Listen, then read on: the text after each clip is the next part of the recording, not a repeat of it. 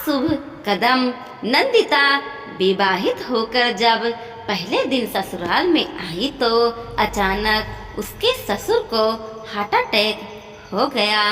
दुल्हन बनी नंदिता अपने ससुराल में 2 पल भी खुशी से ना बिता पाई थी। उसे सबके साथ उसे हॉस्पिटल जाना पड़ा। हॉस्पिटल में उसके ससुर एडमिट थे। नंदिता के ससुराल में उसके सास ससुर, जेठ जेठानी और उसका पति वो खुद थी। इन 6 लोगों का एक संयुक्त परिवार था। उसका ससुर अटैक में मृत्यु को प्राप्त हो गया। सास विधवा हो गई। घर में दुखी का माहौल बन गया। ससुर हार्ट अटैक से में मृत्यु को प्राप्त हो गया। सास विधवा हो गई। घर में दुख का माहौल बन गया। कुछ दिन बाद नंदिता के जेठ का एक्सीडेंट हो गया। जेठ की कार एक ट्रक से टकराकर बुरी तरह टूट फूट गई। इसमें नंदिता के जेठ को बहुत ज़्यादा चोट आया, परंतु वो जिंदा बच गए।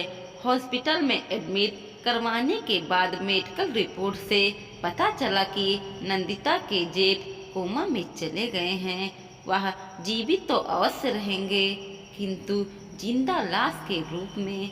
यह जान नंदिता की जेठानी पागल सी हो गई। अपने पति को जिंदा लाश के रूप में देखे वो इस गम को सहन न कर पाने के कारण फूट फूट कर रो रही थी। ससुराल में सभी लोग ने उसे दिलासा दिया। उसका दुख कम करने के लिए उसे पूरी तसल्ली दी, परंतु उसकी आंखों से बहने वाले आंसू किसी कीमत पर भी नहीं रुक रहे थे। रात भर बीत गई। नंदिता की जेठानी और सास हॉस्पिटल में उसके जेठ के पास ही बैठी थी। नंदिता अपने जेठ के लिए डॉक्टर द्वारा बताई गई दवाइयाँ लेने गई थी। दवाइयाँ लेकर जब वह लौट रही थी तो रूम के दरवाजे पर रुककर अपनी सास तथा जेठानी के बीच चल रही बातें सुनी। जेठानी कह रही थी, मम्मी आप मानिए या ना मानिए, मगर जिस दिन से नंदिता के कदम हमारे घर पड़े हैं उस दिन से हम पर भारी मुसीबतें पड़ने लगी है। घर में नंदिता का पहला कदम पड़ते ही पापा को हार्ट अटैक हुआ और वह हमें छोड़कर चले गए। इस बार अगर राजेश को कुछ हो गया तो मैं मर जाऊंगी। राजेश नंदिता के जेठ का नाम था। मेरे राजेश को बचा लीजिए मम्मी। कहते कहते वो रोती अपनी सास से लिपट गई। तुम ऐसा क्यों सोच रही हो पूनम? सास ने अपने बड़ी बहू को तसल्ली दी। ईश्वर पर भरोसा रखो, तेरे राजेश को कुछ नहीं होगा। बहुत जल्द वह अपने पहले वाले हालत में लौट आएगा। रही बात नंदिता की तो उसके बारे में गलत सोच मत रखो। वो हमारे परिवार का एक हिस्सा बन चुकी है। हमारे घर में वो नई सदस्य है। हमारी उससे अपनी व्यवहार बहुत अच्छा रखना। तभी आहट करके नंदिता अंदर उसे दोनों के पास चली आई। पूनम तथा सास की उसकी तरफ देखा तो नंदिता ने अपनी सास से कहा, मम्मी दीदी सही कहती हैं। जिस दिन से मेरे कदम आपके घर में पड़े हैं उस दिन से आप लोगों पर नई नई मुसीबतें पड़ने लगी हैं। नहीं बेटा, ऐसा नहीं कहते। सास बोली, दुख और सुख ईश्वर की देन है, इसमें प्राणों की का अपना कोई दोष नहीं होता। तुम पूनम की बातों को गंभीरता से न लो। वो अपने पति की ऐसी हालत देखकर थोड़ा परेशान हो गई है, इसलिए बहकी बहकी बातें कर रही है, मगर जल्द ही वो सही हो जाएगा। इस बात पर नंदिता ने कुछ न कहा। पूनम भी खामोश बैठी रही। 3 दिन बाद राजेश की हालत ज्यादा खराब होने लगी। उसे दौरे पड़ने लगे। पूनम बहुत दुखी रहने लगी। उसे समझ न आया कि वो अपने पति को किस प्रकार आराम दे। दिन ब दिन राजेश को कुछ नए हो रहा था। डॉक्टर को दिखाने पर कुछ नतीजा न निकला था। पूनम ने जब देख लिया कि उसके पति की हालत ठीक होने की जगह और ज्यादा खराब होने लगी है, साथ ही डॉक्टर भी कुछ नहीं कर पा रहे हैं, तो वह चुपचाप अपनी सास को लेकर एक पंडित जी के पास पहुंची। वह उसे अपने घर का तथा पति का सारा हाल पंडित जी को बयां कर दिया। सुनकर पंडित जी ने नंदिता की सास से कहा, तुम्हारी छोटी बहू बुरी आत्मा है, वो तुम्हारे परिवार का सर्वनाश करने आई है। इतना सुन दोनों सास बहू चौंक गए। पूनम ने झट कहा, मैं कह रही थी ना मम्मी जी की नंदिता की कदम हमारे घर में अशुभ पड़े हैं, इसी कारण बस हमारा परिवार नई नई मुसीबतों उठा रहा है।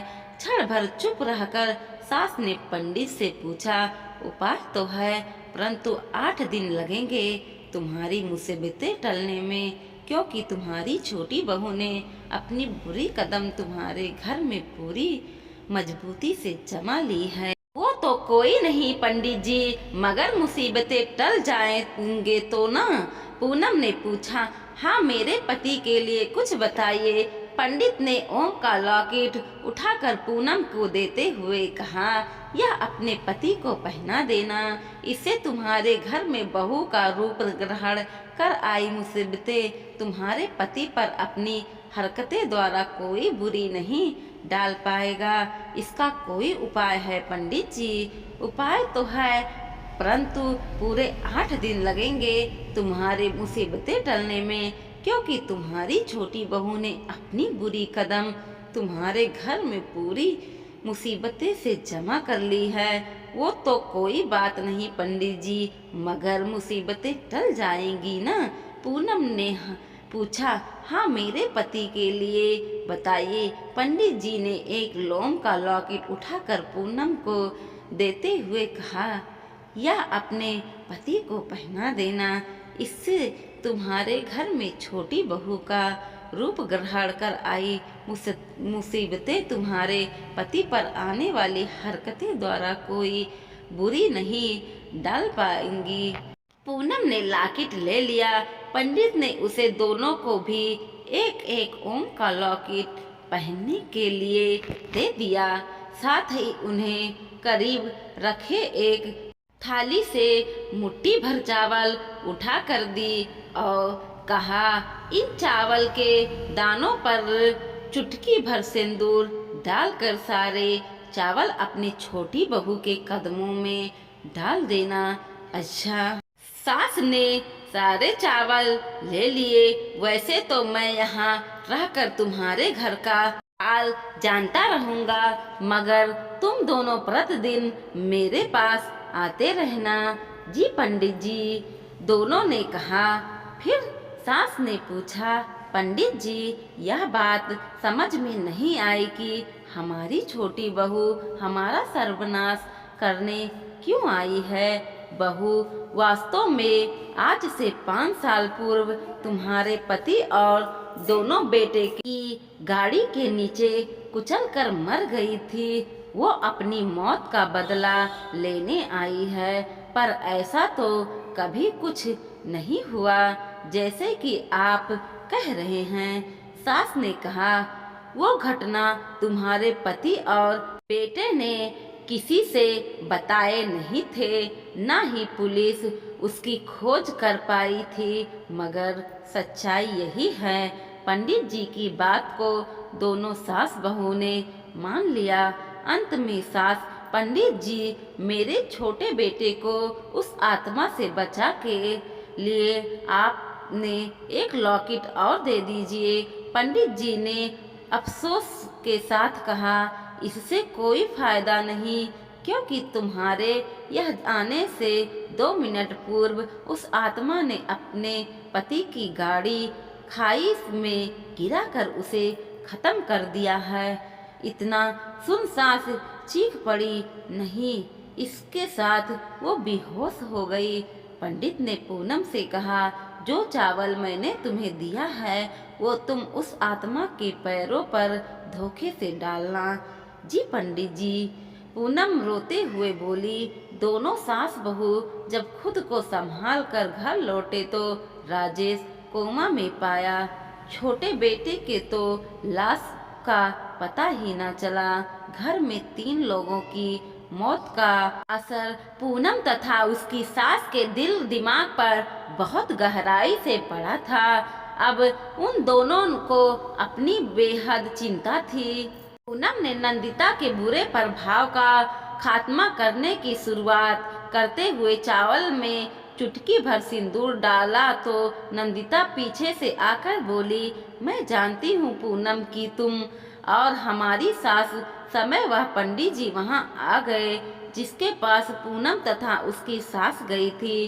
पंडित जी ने आते ही अपने झोले से मुट्ठी निकालकर नंदिता पर उछाल दी तो मिट्टी आग बनकर नंदिता को जल गया। चीखते चिल्लाते नंदिता जलकर राख हो गई। पंडित ने पूनम और उसकी सास को सहारा देकर उठाया, साथ ही कहा, तुम दोनों की जान बच गई। तुम्हारे घर में आई मुसीबत सदा के लिए टल गई। दोस्तों, वीडियो पसंद आया हो तो लाइक कीजिए, शेयर कीजिए और सब्सक्राइब भी कीजिए और देखते रहिए कोमल मोटिवेशनल 2.0।